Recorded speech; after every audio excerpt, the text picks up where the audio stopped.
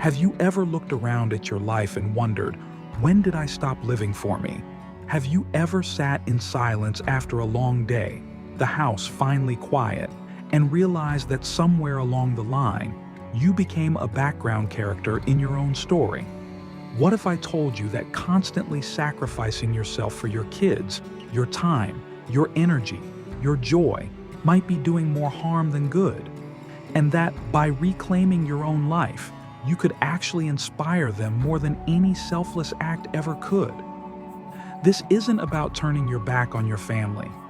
It's about finally turning toward yourself.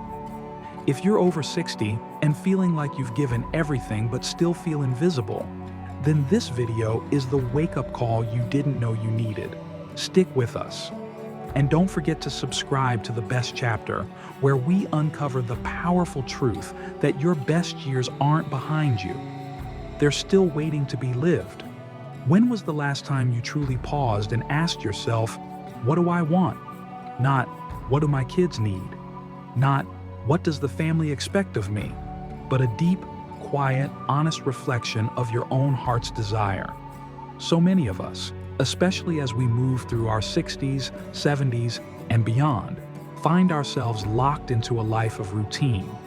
Not out of obligation, but out of love. We want to be there for our children, our grandchildren, our partners.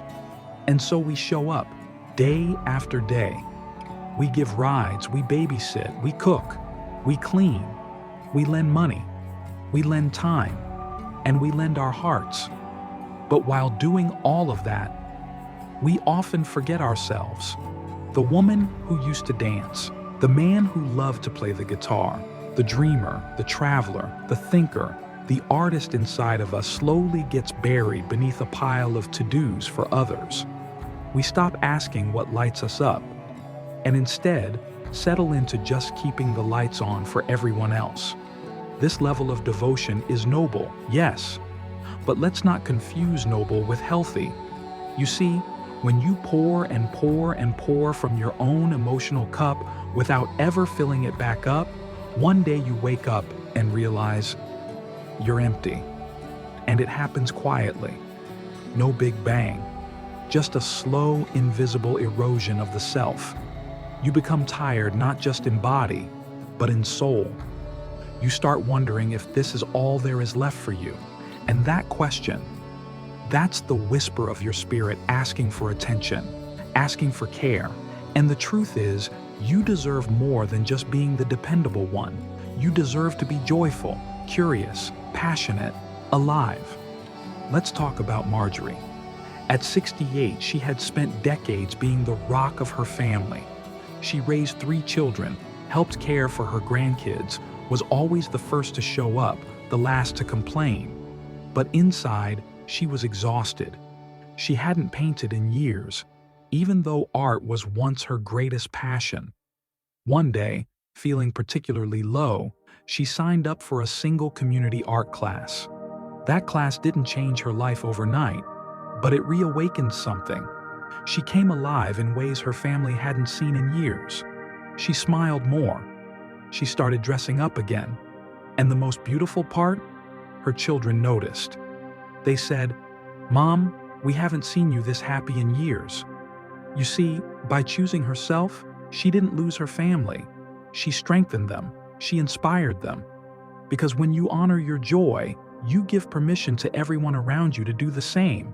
It's not just emotional fatigue we risk. It's the quiet resentment that comes from feeling used or overlooked.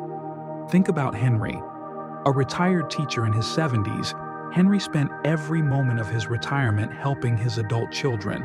He ran errands, fixed things around their house, even gave up travel opportunities because they needed him. One winter night, sitting in his favorite chair with a cold cup of tea in hand, Henry realized he couldn't remember the last time anyone asked him what he wanted to do, not out of malice, but because he never said anything. He was always available, always willing, but never expressing his own needs. That realization hit him hard, so he made a small change. He began saying no, gently but firmly. He started walking every morning, reading again, even planning a solo trip to a national park. His kids didn't pull away. They started stepping up. They respected his boundaries. They saw their dad not just as a helper, but as a whole person again. Now let's take a moment to talk about Elaine. Sweet, selfless Elaine. She spent her entire life putting others first. She never complained.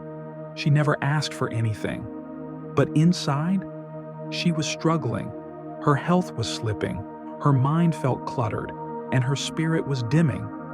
All because she believed that asking for help or even a little space made her a burden. But one day, during a routine family dinner, something inside her snapped. She finally said, "I'm tired. I need time for me." And to her surprise, her family didn't get angry. They listened. They softened. They asked questions.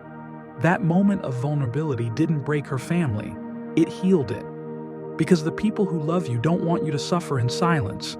They want the real you, not just the helpful version, but the full, radiant, honest you. And what about the financial side of things? Samuel, 67, had always prided himself on being a provider. Even into retirement, he continued financially supporting his adult children, helping with bills, loans, even co-signing for a car.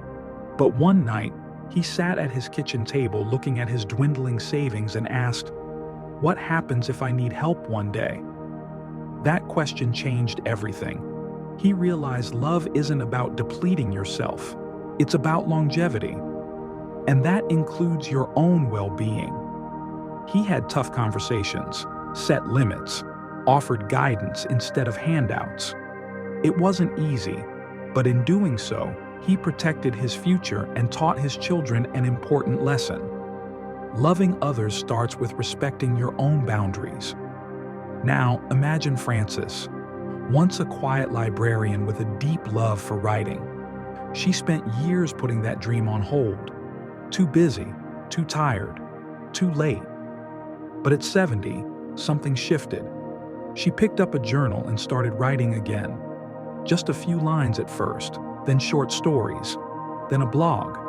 Her eyes sparkled again. Her family noticed. And her grandchildren?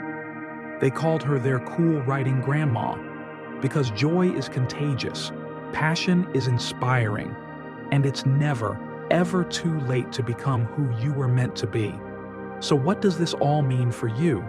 It means that if you're over 60 and still living only for others, always putting their priorities before your own, always pushing your dreams further and further into the background, it's time to pause, take a breath, and gently, bravely, beautifully reclaim your space. And not out of bitterness, not out of rebellion, but from a place of truth, a place of deep, sacred understanding that your life is still yours. You've spent years building up others, being the steady presence, the quiet strength, the one who never asks for much. But now, it's your turn. Your turn to step out of the shadows of sacrifice and back into the sunlight of your own desires. Because your story isn't finished, not even close. In fact, some of the most meaningful, soul-stirring, heart-opening moments are still ahead of you. The best conversations, the richest laughter, the calmest mornings, the most peaceful nights, the soft touch of love, perhaps new or perhaps rekindled, is still possible. You were not born just to serve. Yes, your love is powerful. Yes, your giving nature has been a gift. But don't let that convince you that your only worth is in what you can do for others. You were born to be, to feel joy, to chase curiosity, to wake up excited for the day ahead. You were born to shine, not dim your light for the comfort of others, but to glow so brightly that your light becomes a beacon for your grandchildren, your friends, your community, showing them that aging isn't about fading. It's about flourishing. It's about becoming even more you than you've ever been. You still have chapters left to write, Ones filled with your voice, your choices, your dreams. You have adventures waiting. Some might be across oceans, and some might be in your own backyard. But they're waiting for you to say yes. You have laughter to share.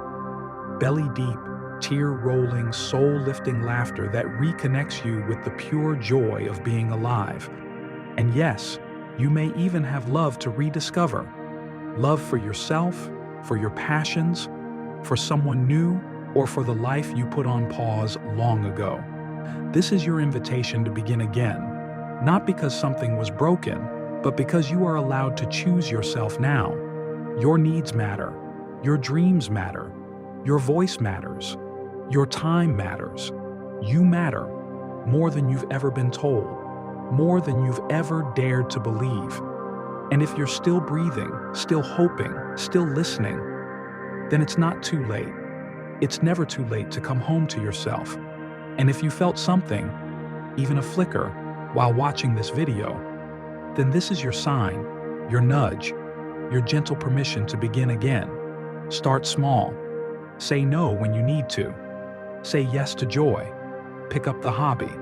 Take the class. Go on the trip. Or maybe just sit in silence and ask yourself, what do I want now? And if this message resonated, please subscribe to The Best Chapter.